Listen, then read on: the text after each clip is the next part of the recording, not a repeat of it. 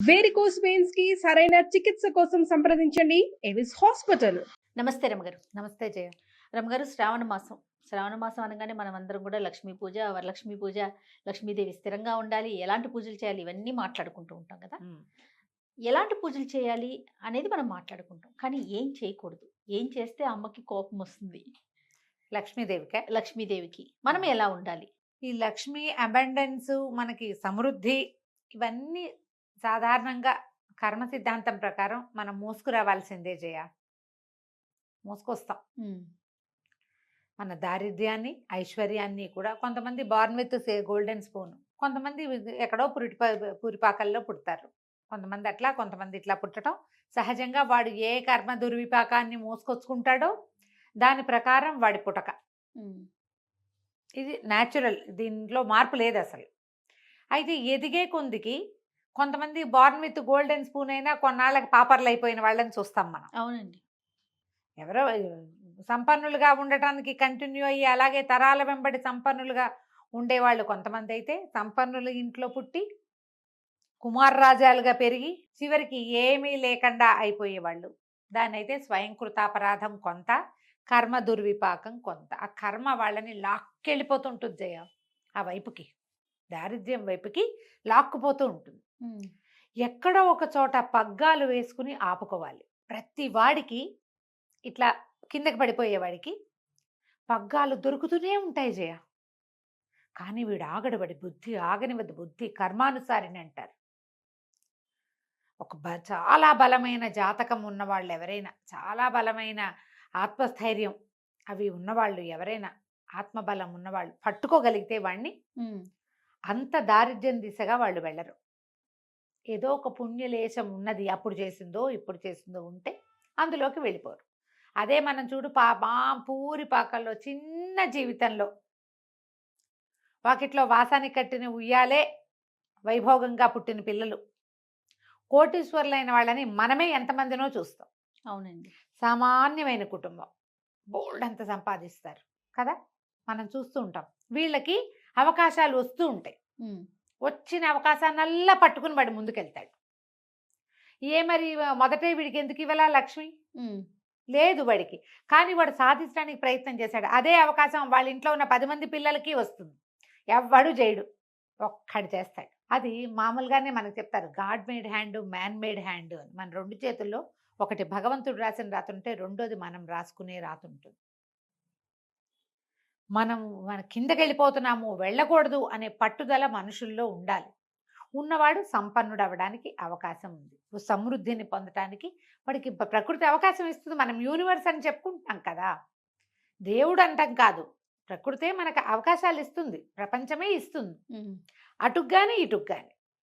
ఇందులో మనం చెప్పుకునే లక్ష్మి అనగానే డబ్బు సమృద్ధి అనే కదా చెప్పుకుంటాము.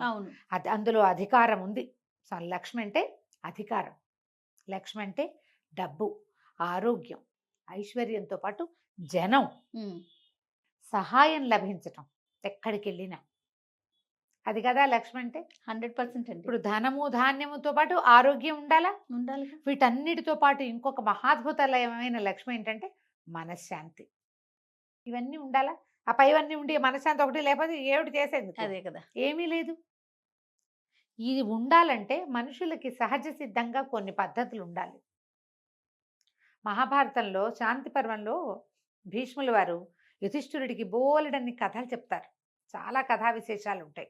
అందులో కొన్ని కథలు చెప్పుకున్నాం కూడా మనం. అవును, భీష్ముల వారు చెప్పిన కథ అని. అవునండి. ఆ కథల్లో కొంత ముందుకెళ్తుండగా ఒకచోట ఈ లక్ష్మీదేవి గురించిన ఒక సందర్భం కూడా వస్తుంది. సాధారణంగా లక్ష్మి ఎక్కడ ఉంటుందంటే ప్రశాంతత. ఎక్కడ ప్రశాంతంగా ఉంటే అక్కడ ఉంటుంది లక్ష్మి. ఈ రోజున డబ్బు లేదు, ప్రశాంతత ఉంది. రేపు డబ్బులు కూడా వస్తాయి, వాళ్ళకి ఏం కావాలో అది వస్తాయి ప్రశాంతంగా ఉండేవాడికి. ఎక్కడ సహనం ఉంటుందో అక్కడ డబ్బు ఉంటుంది. డబ్బు కాదు, లక్ష్మి. సహనం ఉన్న చోట. అనారోగ్యం వచ్చింది అనుకుందాం, వీళ్ళు అయిపోయి హైరాణ పడిపోయి, ఎక్సైట్మెంట్ కంగారు పడిపోయి, భయపడి కొత్త జబ్బులు తెచ్చుకుంటారు. డాక్టర్ దగ్గరికి వెళ్ళి ఆ డాక్టర్ దగ్గర ఉండరు, ఇంకో డాక్టర్ని మార్చేస్తారు. ఆరోగ్యం ఎట్లా సిద్ధిస్తుంది? సహనంగా ఉండేవాడికి ఆరోగ్యం కూడా కుదురుతుందమ్మా. ఓపికతో ఉండాలి దేనికైనా. ఇవి 2. అక్కడి నుంచి త్యాగం. ఏదైనా మన దగ్గర ఉంటే ఎవరికైనా ఇస్తే ఎందుకు ఇచ్చామా అని బాధపడతారు కొంతమంది, ఇవ్వడానికే ఏడుస్తారు ఇంకొంతమంది, మరికొంతమంది. ఎవడైనా ఇస్తుంటే ఎందుకు ఇస్తున్నావు అంటారు ఇంకో జాతి. ఉమ్. త్యాగబుద్ధి ఉన్న వాడి దగ్గర లక్ష్మి ఉంటుంది. చాణక్యుడి నీతి సూత్రాలు మనం చేసాం, నీకు గుర్తుందా? అవునండి. అందులో ఒకటి చేసాం మనం, వెతకండి, నేను అదేంటో పూర్తిగా చెప్పను ఇప్పుడు. ఓకే. ఒకటే శ్లోకం, కుచైలినం దంతమలోపసృష్టం అని అది ఉంటుంది అందులో. మురికి బట్టలు కట్టుకునే వాడి దగ్గర, పొద్దునే లేచి దంతధావనం చేసుకొని వాడి దగ్గర లక్ష్మీదేవి ఉండదు.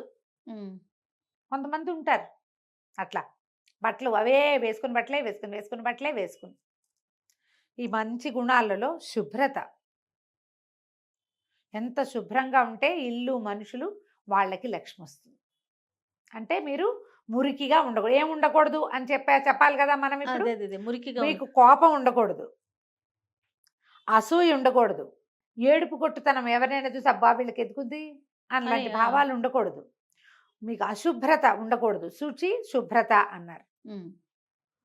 అవి ఉండాలి.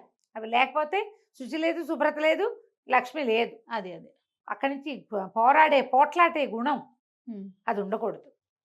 అన్నిటికీ పోట్లాడతారు, మీకు లక్ష్మి ఉండదు. అయితే మీ దగ్గర డబ్బులు ఉండడు. వాడు ఎవడో ఉన్నాడండి, వాడు పరమ కోపిష్టివాడు, అన్నిటికీ మీదకొస్తాడు పోట్ల గిత్తలగా, వాడి దగ్గర కోటాను కోట్ల డబ్బు ఉందంటే వాడికి డబ్బు ఒకటే కాదని చెప్పుకుంటున్నాంగా మనం. అంతేగా. వాడికి ఆరోగ్యం లేదో, ఆ మనశ్శాంతి లేదో, ఏం లేదో వాడికి, అయిన వాళ్ళు లేరు. అవును. అయిన వాళ్ళు లేకపోవడం కూడా దరిద్రమే కదా. ఉమ్. ఉమ్. అవునా? సహజంగా వ్యక్తుల ప్రవర్తనలోనే కొన్ని ఉండాలమ్మా. ఉమ్. బ్యాడ్ హ్యాబిట్స్ ఉండకూడదు. ఇప్పుడంతా బ్యాడ్ హ్యాబిట్స్ ఉండటమే మన లక్షణం. అవును. అందరూ ఇప్పుడు తాగుబోతు, ఖరీదైన బాగా కోటాను కోట్ల సంపదలు ఉన్న వాళ్ళకు కూడా బ్యాడ్ హ్యాబిట్స్ ఉంటాయి, కనిపిస్తున్నాయి. చూస్తాం మనం. మనకి ఎప్పుడు ఒక ప్రశ్న వస్తుంది, వాడు అలా తాగి తిరుగుతాడు, లేదా తిరుగుబోతనమే ఉంది, ఏదో వ్యసనాలు ఉన్నాయి, వ్యసనాల పుట్టవాడు, వాడి వ్యాపారం మాత్రం ఎంత బాగుందో, ఎందుకుంది అట్లా? మీరు అనిపిస్తుంది. చెప్పిన ప్రకారం ఉండకూడదు కదా. అవును అవును. వెంటనే కోపం వస్తుందమ్మా, ఇలాంటివి చెప్పంగానే ఒళ్ళు మండిపోతుంది. ఆ. వాడు ఉన్నాడు మా ఫ్రెండ్ ఒకడు, వాడు కోటీశ్వరుడు కొడుకు, వాడికి అన్ని వాడికి లక్షణాలు అవి లేవు, ఉమ్. సకల కళాభిరాముడు వాడు, అంటారు. సకల కళ వెళ్ళప్పుడు మరి వాడికి ఎందుకు ఉందండి అంటారు వెంటనే. పిల్లలకే కాదు జయ, పెద్దవాళ్ళ దగ్గర కూడా చూశాను నేను ఈ ప్రశ్న.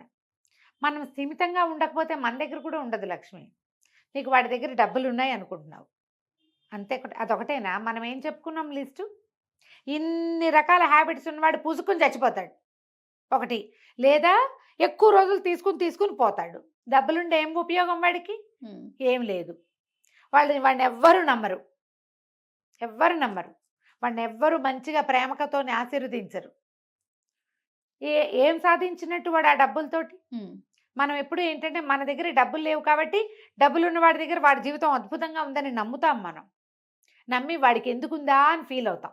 అది తప్పు, అది చేయకూడదు. మనం వాడు రాసుకొస్తాడు, రాసుకున్న ప్రకారం మోసుకుంటాడు అంతే. వాడు ఏం రాసుకొచ్చాడో రేకేసి పుట్టాడు చేతిలో. మనం చెప్పుకుంటాం కదా, ఎక్కడో సుడుంది వీడికని. అవును. సుడిగాళ్ళు కొంతమంది ఉంటారు, ఆ. చేతుల్లో రేకేసుకుని పుడతారు, మంచి గీత బ్రహ్మాండమైంది, ఇక్కడి నుంచి ఇక్కడ దాకా ఉంది ధనరేఖ అని చేస్తే వాడికి డబ్బులు ఉంటాయి. మిగిలిన ఉండకపోవచ్చు కదా. నువ్వు వెళ్ళి వాడి జీవితంలో తొంగి చూడు, వాడు ఏం హింస పడుతున్నాడో, ఏం బాధపడుతున్నాడో, ఏ బాధపడలేక ఈ అలవాట్ల చుట్టూ వాడు పరిగెడుతున్నాడో, కుటుంబ జీవితం లేదో, వాడికి 2 ముద్దల అన్నం పూర్తిగా ఎక్కదేమో, అన్నం తినలేని బతుకు ఏం బతుకమ్మా, ఏం బతుకు చెప్పు? డబ్బులుండి ప్రయోజనం లేదు కదా. అవును అమ్మగారు. ఇలాంటి వాళ్ళ దగ్గర లక్ష్మి ఉండదు. మనము ఇప్పుడు వాళ్ళందరి బ్యాడ్ హ్యాబిట్స్ ఏమున్నా సరే, వాడి దగ్గర డబ్బు ఉందని భావించే వాడికి కూడా డబ్బులు ఉండవు. అలా ఆలోచించే వారికి ఆలోచించదు. లక్ష్మీదేవి క్లియర్గా చెప్పిందట, శాంతి, ధృతి, క్షమ, ధైర్యము ఎవరి దగ్గర ఉండవో వాళ్ళ దగ్గర నేను ఉండను, త్యాగబుద్ధి లేని వాడి దగ్గర నేను ఉండను, మన సంతోషము మనశ్శాంతి ఆభరణాలుగా ఉండేవాడికి నేను లభిస్తాను ఏదో ఒక రూపంలో అని చెప్పింది. అంటే డబ్బే కాదు, కాదు, మనశ్శాంతిగా ఉండేవాడికి మరింత మరిగాస మనశ్శాంతిని ఇస్తుంది. కూల్గా ఉండేవాళ్ళు ఎప్పుడు కూల్గానే ఉంటారు. అంతే. సరిగ్గా ఆలోచించండి. ఉమ్.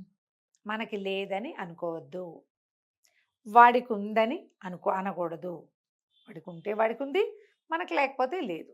దీనికోసం మనం నీకేదో కావాలి, నువ్వు ప్రయత్నం చెయ్యి.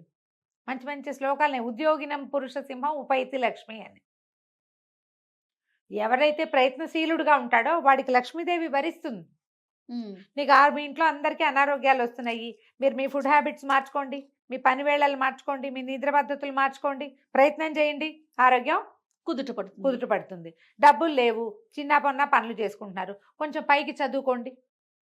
ఎవడైనా ఒకరిని, మీరు నలుగురు కలిసి ఒకరిని చదివించండి, వాడు మిమ్మల్ని ముందుకు తీసుకెళ్తాడు. ఇవాళ రేపు అట్లా జరగట్లేదులే, పాత రోజుల్లో జరిగేవి. మనం కూడా ట్రై చేసుకోవాలి. ప్రయత్నశీలుడైన వాడిని లక్ష్మి వరిస్తుంది. ఈ రకంగా ఆలోచించండి. ఇప్పుడు రేపు పండగ రోజులు వస్తున్నాయి కదా, మనం ఇళ్ళు శుభ్రంగా ఉంచుకోవటం, మన ఇంట్లో కొట్లాటలు ఉండకూడదు, భర్తలతోటి పోరాడకూడదమ్మా, అత్తగారులను తిట్టిపోయటము. ఇంటికి పెద్ద ముత్తైదు కదా అత్తగారు అంటే, మన ఇళ్ళకి మన అత్తగారులే కదా పెద్ద ముత్తైదులు. భర్తలు ఉంటే, భర్త ఉంటే పెద్ద ముత్తైదువు, మామగారు లేకపోతే పెద్ద దిక్కు, మన అత్తగారే మనకి పెద్ద దిక్కు. అంతే. వీళ్ళని చెడగొట్టద్దు, వాళ్ళని తిడితే మీ ఇంట్లో లక్ష్మీదేవి ఉండదు, మీకు కావాల్సింది మీకు అన్నీ లభించవు. వాళ్ళని బాగా చూసుకోండి, మీకు లభిస్తాయి. చుట్టుపక్కల వాళ్ళతో తగాదాలు పడద్దు, మీ ఇంటి చెత్త తీసుకెళ్ళి పక్కింట్లో బారేయకండి, ఇల్లు క్లీన్గా ఉంచుకోండి, మీరు ప్రశాంతంగా ఉండండి. ఏ సమయంలో అయినా సరే చట్టుకుని కొత్త పూజ చేసుకునేటట్టు. ఎవరైనా మన ఇంటికి వస్తే వాళ్ళు వచ్చిన అరగంట దాకా మన ఇల్లు అడవిలాగానే ఉందనుకో, సర్దుతూ ఉన్నాం, అలా చేయొద్దు. ఎప్పుడు ఇల్లు క్లీన్గా ఉంచుకోండి. అంట్ల గిన్నెలు 3 రోజులవి 2 రోజులవి ఉంచకూడదు. ఏ రోజు గిన్నెలు ఆ రోజు ఇది ఒక పద్ధతి అమ్మా. దేవుడి పాత్రలు ఏ రోజు ఆ రోజు తోముకోవాలి, మన అంట్ల గిన్నెలు ప్రతిరోజు తోమేసుకోవాలి. బట్టలు ఉతకాల్సిన బట్టలు కుప్పలు తెప్పలుగా ఉంచపోకండి. కనీసం శ్రావణ మాసంలో ట్రై చేయండి. దుప్పట్లు అప్పుడెప్పుడో ఉతికినవి ఉంచద్దు. ఫ్రెష్ దుప్పట్లు పక్కలు ఫ్రెష్గా శుభ్రంగా ఉంచుకోండి. ఇల్లు క్లీన్గా ఉంచుకోండి, మీరు క్లీన్గా ఉండండి. లక్ష్మీదేవి వస్తుందమ్మా దాని అంతటది. ముందు మీకు క్లెన్లీనెస్ అలవాటు అవుతుంది. ఈ నెలంతా చేస్తే అంతే కదా, ఈ నెలంతా శుభ్రంగా ఉన్నారనుకో, వచ్చే నెల ఆటోమేటిక్గా శుభ్రంగా ఉంటారు. ఓకే, ఇలా ప్రయత్నం చేయండి, లక్ష్మీదేవి మీ సొంతం అవుతుంది. తప్పకుండా రమ్మగారు. నమస్తే. నమస్తే.